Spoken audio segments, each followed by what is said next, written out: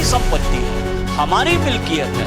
आप कौन होते हैं ये तय करने वाले कि ये कलेक्टर डिसाइड करेगा कि वक्त का प्रॉपर्टी ये है और नहीं है? ऐसा है ना कि एक तो सीपी सिंह का मानसिक संतुलन बिगड़ गया, उम्र थोड़ा ज्यादा हो गया है, उसका मुंह अच्छा नहीं है, वो यहाँ हिंदू मुसलमान करके वोट पोलराइज करना चाहता। सब सभ्य समाज में इस तरह की भाषा का इस्तेमाल सीपी सिंह जैसे बुढ़ऊ नेता को सूट नहीं करता है। अब वो सठिया गया है, उसका मानसिक संतुलन गड़बड़ा गया है। वो एक चला हुआ है मुसलमानों को और हिंदुओं को आपस में लड़ाने। क्या आप मंदिरों में या जो रिलीजियस ट्रस्ट है हिंदुओं का, क्या उसमें आप मुसलमानों की नुमाइंदगी देंगे? बीजेपी का जो मंशा है कि इस बीच हम एक नैरेटिव पैदा करते हैं, हिंदू मुसलमान का पोलराइजेशन करें।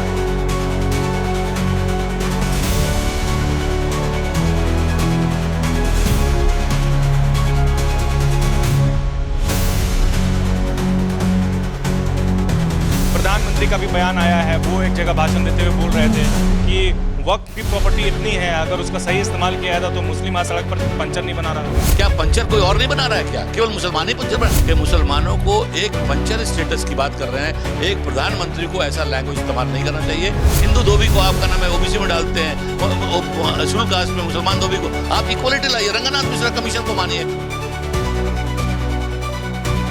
और आखिरी सांस तक इंशाअल्लाह लड़ा जाएगा, इसके लिए हक की लड़ाई लड़ेगी। वक्फ विधेयक 2025 के खिलाफ देश भर के मुसलमान एकजुट हो रहे हैं। अलग अलग संगठन है, वो अपने तरीके से विरोध दर्ज करा रहे हैं। राजधानी रांची की बात करें तो यहाँ भी एक अलग तरह का विरोध देखने को मिल रहा है। आपने देखा कि सड़कों पर मुस्लिम समाज के संगठन थे, वो सड़कों पर उतरे और बताया कि इस बिल को वापस लेना ही पड़ेगा। हमारे साथ ऐसे ही कुछ लोग हैं जो आज एक प्रेस कॉन्फ्रेंस का आयोजन किया गया था, झारखंड स्टेट मुस्लिम मजलिस से मुशावरत, इसके बैनर तले एक प्रेस कॉन्फ्रेंस रखा गया और ये बताया गया कि बिल को रिजेक्ट करना होगा। हमारे साथ ऐसे ही कुछ सज्जन हैं जो इस पर बात रखेंगे। हम शुरू करते हैं, जो राष्ट्रीय अध्यक्ष हैं और सुप्रीम कोर्ट के एडवोकेट भी हैं। आप लोग विरोध लगातार कर रहे हैं, पहले ये बताइए, दो चार बातें बताइए, इस बिल के विरोध की वजह क्या है? एक तो आप लोगों का बहुत बहुत धन्यवाद जो आप लोग इसको कवर कर रहे हैं अच्छे से, और दूसरा ये कि आपने अभी जो कहा कि मुसलमान विरोध कर रहे हैं, मैं कह रहा हूँ मुसलमान ही नहीं, इसमें जितने राइट थिंकिंग सेकुलर माइंडेड पूरे हिंदुस्तान के जो सिटीजन्स हैं सब इसके विरोध में हैं।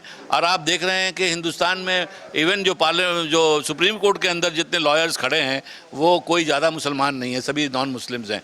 तो जो राइट थिंकिंग जो लॉयर्स हैं, राइट थिंकिंग जो सिटीजन हैं, राइट थिंकिंग जो लोग कॉन्स्टिट्यूशन पे बिलीव करने वाले लोग हैं, वो सब इस बिल का विरोध कर रहे हैं। और हम लोग उसको ख़ास तौर से ज़्यादा विरोध कर रहे हैं क्योंकि वो अनकॉन्स्टिट्यूशनल है, वो एक नैरेटिव है, वो एक चला हुआ है मुसलमानों को और हिंदुओं को आपस में लड़ाने का और हिंदुस्तान को दो भाग में बांट करके उसको अपने इलेक्टोरल फायदे के लिए काम करना। और ये बिल्कुल एक गलत है। आप जानते हैं कि कोई भी सरकार हो, चाहे उसकी जितनी मेजॉरिटी हो, 2/3 मेजॉरिटी, क्या अगर पूरी 90% भी मेजॉरिटी है, तब भी हिंदुस्तान के कॉन्स्टिट्यूशन को, बेसिक स्ट्रक्चर को चेंज नहीं कर सकते। ये जजमेंट्स हैं, केशवनाथ भारती से लेकर के गोपालनाथ, बहुत सारे जजमेंट्स हैं जिसमें कॉन्स्टिट्यूशन, इवन इंदिरा गांधी का आपने इलेक्शन को देखा कि सेट असाइड किया गया और सेट असाइड करने के बाद इंदिरा गांधी ने कॉन्स्टिट्यूशन में अमेंडमेंट लाया, वो रद्द हो गया। तो जो कॉन्स्टिट्यूशनल अमेंडमेंट है, बेसिक फीचर के खिलाफ अगर लाएंगे वो रद्द होना है। ये भी अल्टीमेटली आपको देखेंगे ये कॉन्स्टिट्यूशन रद्द होगा।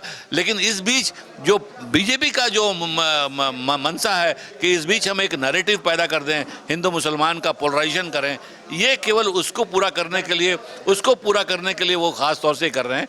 तो मेरा ये कहना है कि सरकार को नेशनल हित में चाहिए कि इसको रिपील करें, इसको वापस लें और जो स्थिति थी उसको चलें। हाँ, उसको कैसे और अच्छा सक्षम मैनेजमेंट किया जाए, मुसलमानों में अच्छे ऑनेस्ट आदमी को लाएं, अच्छे से इसको ही करें, सब जो है जितने वक्फ प्रॉपर्टी है उसको चिन्हित करें, उसका सर्वे करें, सर्वे रिपोर्ट लाएं और उसको सारा कंप्यूटराइज के थ्रू उसके लिए हम। लेकिन जो आर्टिकल 14 का वायलेशन, आपने देखा कि honourable chief justice of India ने एक ही सवाल किया जो कि इनके पास बैकफुट पे चले गए, कोई इनके पास जवाब नहीं था।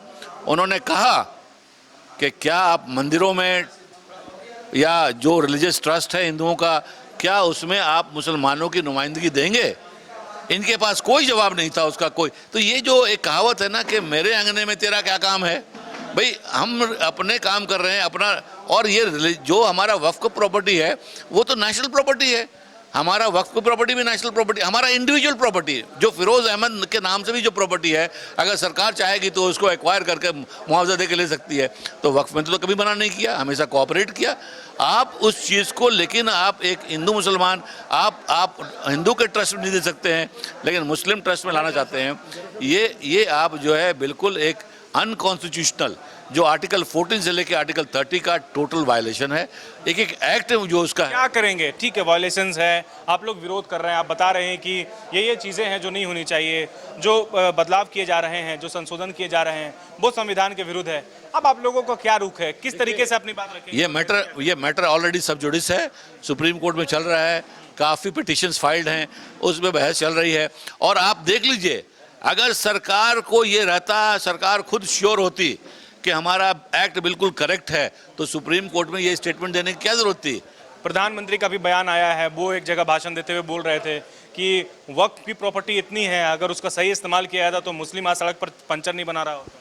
देखिए, ये मैं ये पूछ रहा हूँ कि अगर ये मुसलमान की प्रॉपर्टी अगर इतनी है और वो पंक्चर, ये बिल्कुल ये मुसलमानों को एक तरह से नीचा दिखाने की, क्या पंचर कोई और नहीं बना रहा है? क्या केवल मुसलमान ही पंचर बना? क्या हिमाचल में मुसलमान है? क्या राजस्थान में इतने मुसलमान है? क्या वहाँ के टायर पंचर और पंचर नहीं बना रहे हैं? ये कहने का मतलब है कि मुसलमानों को एक पंचर स्टेटस की बात कर रहे हैं। एक प्रधानमंत्री को ऐसा लैंग्वेज इस्तेमाल नहीं करना चाहिए, बिल्कुल गलत है। अगर ये, मैं कहता हूँ, वक्फ की प्रॉपर्टी न होती तो क्या प्रधानमंत्री का ये दायित्व नहीं था कि सबको कहना में आगे ले जाएं, आगे करने बढ़ाने की कोशिश करें? तो आप जो है केवल वक्फ की प्रॉपर्टी से बना सकते हैं। देश के लिए जो लॉ बनाए, कानून बनाए, आप बहुत सारे, जो रिजर्वेशन का देख लीजिए, डिस्क्रिमिनेशन है, हिंदू धोबी को आपका नाम है ओबीसी में डालते हैं, शेड्यूल कास्ट में मुसलमान धोबी को, आप इक्वलिटी लाइए, रंगनाथ मिश्रा कमीशन को मानिए। बीजेपी के कई लीडर जो हैं, जो यहाँ पर एमएलए, सिटिंग एमएलए हैं, वो ये बोल रहे हैं कि मुस्लिम समाज का एक धड़ा जो है वो इसके विरोध में नहीं है, हालांकि वो समर्थन भी कर रहा है, प्रधानमंत्री से मिलकर के उसका शुक्रिया अदा कर रहा है। और वो लोग बोल रहे हैं कि हम लोग एक कैंपेन चलाएंगे और घर घर जाकर के मुसलमानों को बताएंगे कि इस बिल का फ़ायदा क्या है। कांग्रेस के लोग और जो बाकी विपक्षी दल हैं वो दिग्भ्रमित, या फिर कहें एक तरह से कंफ्यूज करने की कोशिश कर रहे हैं, गुमराह करने की कोशिश कर रहे हैं। देखिए, आप अच्छी तरह जानते हैं कि जब आप रूलिंग पार्टी होते हैं तो आपके बहुत सारे एजेंट होते हैं, बहुत सारे ऐसे। अभी वोरा कम्युनिटी जो है 1% भी मुसलमान के नहीं है हिंदुस्तान में, और वो जो 99% गुजरात में इतने टेरिफाइड हैं, और सब बिजनेसमैन हैं। अगर वो मोदी जी की भाषा नहीं बोलेंगे तो सब बिजनेस खत्म हो जाएगा, वो रोड पे आ जाएंगे। तो ये और आप जानते हैं, जिस दिन वो डर से ये बात कर रहे हैं, जिस दिन मोदी जी की सरकार जाएगी वो अपने सब स्टेटमेंट रिकॉल कर लेंगे, फिर सारी बातें। ये कोई भी मुसलमान वक्फ बिल के खिलाफ नहीं है, ये केवल कुछ एजेंट हैं जिनको ये पैसा दे करके उसको यूज़ कर रहे हैं। क्या मुसलमान नहीं है जो बोल रहे हैं? मैं ये तो कह रहा हूँ कि हिंदू मुसलमान की बात नहीं है। अब आप जो हिंदू इसका विरोध कर रहे हैं, क्या वो हिंदू नहीं है? आप जो कह रहे हैं, तो मैं कह रहा हूँ कि मेजोरिटी हिंदू इसका विरोध कर रहे हैं कि साहब नहीं होना चाहिए वक्फ में तब्दील, सेकुलर हिंदू सारे का नाम है, तो क्या वो हिंदू नहीं है?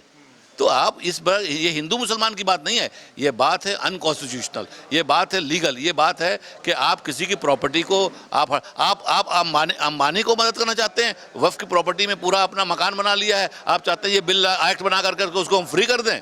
तो ये एक कहीं ना कहीं कुछ लोगों को फ़ायदा उठाने के वजह। आपका क्या नाम है? खुर्शीद हसन रूमी, कन्वेनर झारखंड स्टेट मुस्लिम मजलिस में शावरत। कितने सहमत हैं उनकी बातों से? पूरी तरह 100%। क्या रुख आप लोगों का रहेगा और किस तरीके से आप लोग आवाज़ पहुंचाएंगे ऊपर तक? ये वक्फ अमेंडमेंट एक्ट 2025 जो संसद के दोनों सदनों से पास हुआ है, ये मुसलमानों के लिए काला कानून है, ये असंवैधानिक है और अलोकतांत्रिक भी है।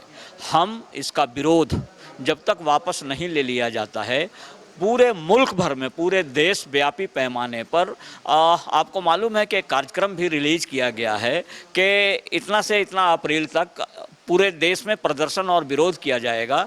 30 तारीख को ब्लैकआउट आधे घंटे का 9 से 9:30 बजे तक पूरे मुसलमान और जो सेकुलर हिंदू हैं, जो इसको मानते हैं, सब ब्लैकआउट करेंगे और इसका प्रदर्शन और विरोध तब तक जारी रहेगा जब तक ये बिल वापस नहीं ले लिया जाता है। हम इसका विरोध करते रहेंगे और सरकार को हम मजबूर कर देंगे कि जिस तरह आपने कृषि बिल वापस लिया है, इस बिल को भी वापस लेना पड़ेगा। ये मुसलमानों के खिलाफ है। वक्फ हमारी संपत्ति है, हमारी मिल्कियत है। आप कौन होते हैं ये तय करने वाले कि ये कलेक्टर डिसाइड करेगा कि वक्फ का प्रॉपर्टी ये है और नहीं है? अभी सुप्रीम कोर्ट ने उस पर रोक लगा दिया है कि कोई हिंदू मेंबर भी इसमें शामिल नहीं किया जा सकता है। सुप्रीम कोर्ट सीजीआई ने साफ साफ कहा क्या हिंदू मठ और ट्रस्ट में मुसलमानों का प्रतिनिधित्व देंगे? अगर नहीं तो वक्फ में क्यों? इसीलिए वक्फ अमेंडमेंट एक्ट जो आया है उसके कई क्लाउज ऐसे हैं जो हमारे विरोध में हैं और सुप्रीम कोर्ट ने भी इस तरफ इशारा किया है कि वक्फ बाय यूजर, जैसे मान लीजिए कि 13वीं और 15वीं शताब्दी में जो मस्जिद या दरगाह या खानकाह बना है उसका कागज कहाँ आएगा? अंग्रेजों के ज़माने में तो वक्फ बोर्ड बना नहीं था। जब आज़ादी मिली है, यहाँ के एक नेता है वो बोल रहे हैं कि जो इस बिल का विरोध कर रहा है वो जिहादी मानसिकता का है और कई नेताओं को भी इस तरह का जो है उनका आरोप लगाया गया है। ऐसा है ना कि एक तो सीपी सिंह का मानसिक संतुलन बिगड़ गया है, उम्र थोड़ा ज़्यादा हो गया है, उसका मुंह अच्छा नहीं है। वो यहाँ हिंदू मुसलमान करके वोट पोलराइज करना चाहता है। अभी चुनाव नहीं है, उसको इस तरह का भाषा का इस्तेमाल नहीं करना चाहिए कि मुसलमान जिहादी होता है। बोल रहा है सब, अरे हमारे यहाँ भी कुछ अच्छे लोग हैं। सब सभ्य समाज में इस तरह की भाषा का इस्तेमाल सीपी सिंह जैसे बुढ़ऊ नेता को सूट नहीं करता है।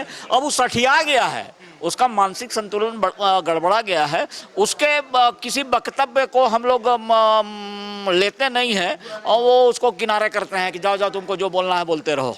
आप लोग क्या करेंगे? आप सड़कों पर उतरेंगे, विरोध करेंगे? नहीं, जो संवैधानिक के ये है, जो कॉन्स्टिट्यूशन में है, बस उसी को हम लोग उसी ट्रैक पे जाएंगे और आखिरी सांस तक इंशाअल्लाह लड़ा जाएगा। इसके लिए हक की लड़ाई लड़ेगी। आज मजलिस मुसावरत ने जो बुलाई, मुसावरत का मतलब ही है इक्वलिटी के। आप भी हमारे साथ देंगे, वक्त आएगा तो ज़रूर देंगे।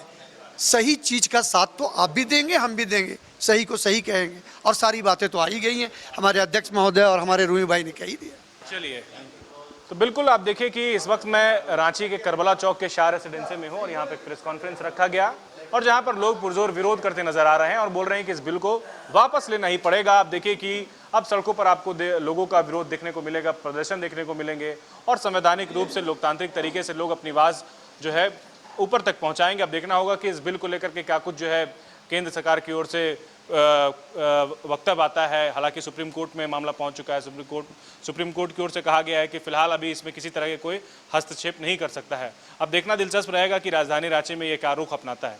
सहयोगी अपने सुशील के साथ न्यूज़ 11 भारत के लिए अल्ताफ सिद्दीकी, रांची।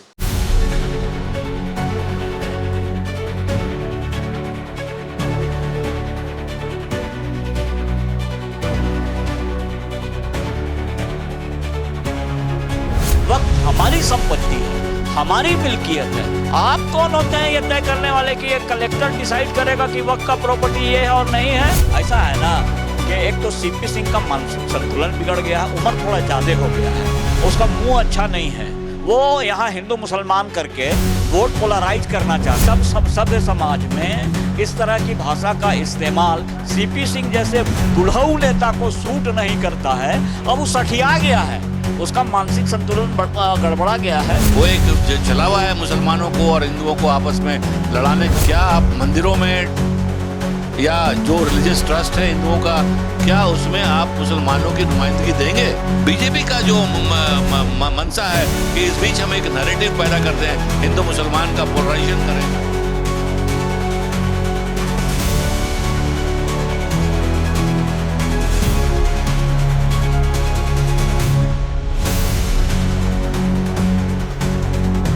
प्रधानमंत्री का भी बयान आया है, वो एक जगह भाषण देते हुए बोल रहे थे कि वक्त की प्रॉपर्टी इतनी है, अगर उसका सही इस्तेमाल किया जाए तो मुस्लिम सड़क पर पंचर नहीं बना रहा। क्या पंचर कोई और नहीं बना रहा है? क्या केवल मुसलमान ही पंचर बना? मुसलमानों को एक पंचर स्टेटस की बात कर रहे हैं। एक प्रधानमंत्री को ऐसा लैंग्वेज इस्तेमाल नहीं करना चाहिए। हिंदू धोबी को आपका नाम है ओबीसी में डालते हैं, शेड्यूल कास्ट में मुसलमान धोबी को आप इक्वलिटी लाइए, रंगनाथ मिश्रा कमीशन को मानिए और आखिरी सांस तक इंशाअल्लाह लड़ा जाएगा। इसके लिए हक की लड़ाई लड़ेगी।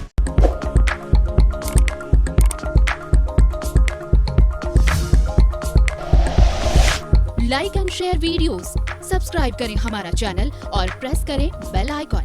News 11 भारत, सच है तो दिखेगा।